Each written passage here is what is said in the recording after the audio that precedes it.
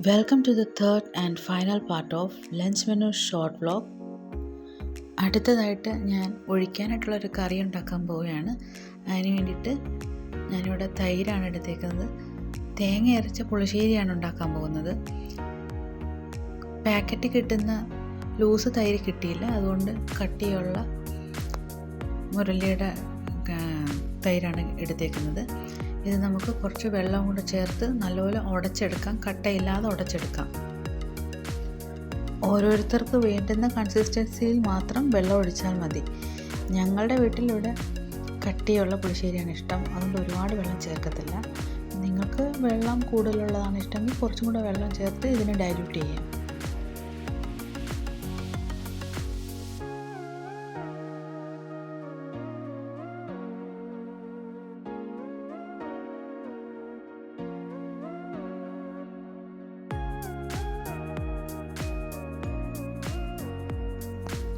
ഇനി ഒരു പാൻ സ്റ്റൗവിൽ വെച്ച് തീ ഓൺ ചെയ്ത് എണ്ണ ചൂടാകുമ്പോൾ എണ്ണ ഒഴിച്ച് കടുക് പൊട്ടിക്കാം.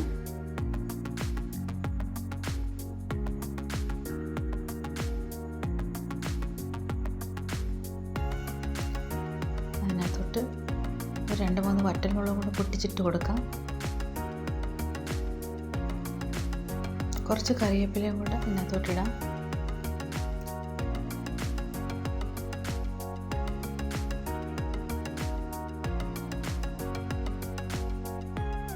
ഇനി കുറച്ച് ഇഞ്ചിയും വെളുത്തുള്ളിയും കുറച്ച് ചുമന്നുള്ളിയും കൂടെ അരിഞ്ഞ് ഇതിനകത്തോട്ടിടുക.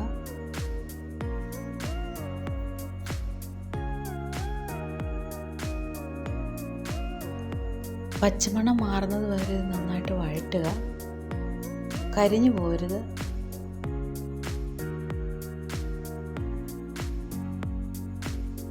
കാൽ ടീസ്പൂൺ ജീരകവും കൂടി ഇട്ട് കൊടുക്കുക.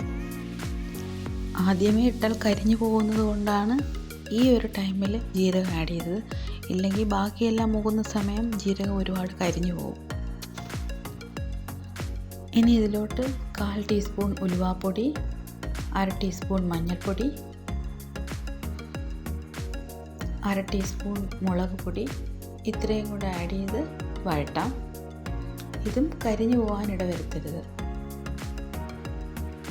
ഒരു പച്ചമുളക് കൂടി ഇതിനകത്തോട്ട് കട്ട് ചെയ്തിട്ട് കൊടുക്കാം.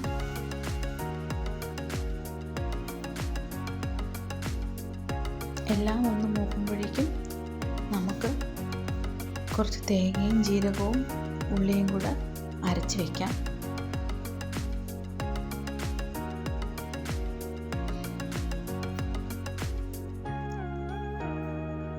ഇത് കുറച്ച് നല്ലപോലെ അരച്ചെടുക്കണം.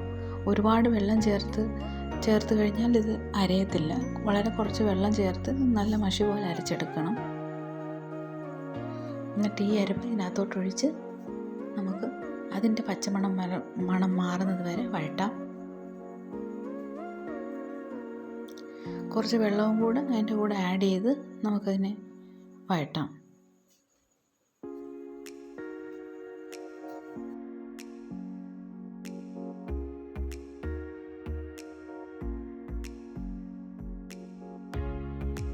ഈ അരപ്പൊന്ന് നല്ലപോലെ ചൂടാവട്ടെ.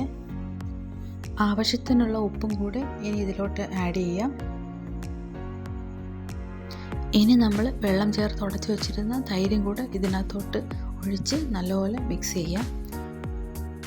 ഇനി ഇത് അധികം ഒന്ന് ചൂടായി പോകരുത്, ഇത് പിരിഞ്ഞു പോവും. ഒന്ന് ചൂട് കയറി കഴിയുമ്പോഴത്തേക്ക് നമ്മുടെ ഈ മോര് കാച്ചിയത് റെഡിയാവും.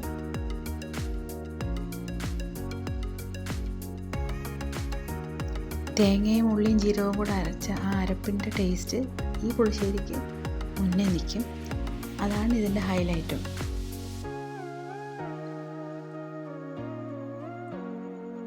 ചോറിനൊഴിച്ച് തിന്നാൻ നല്ലൊരു കറിയാണ് ഈ പുളിശ്ശേരി.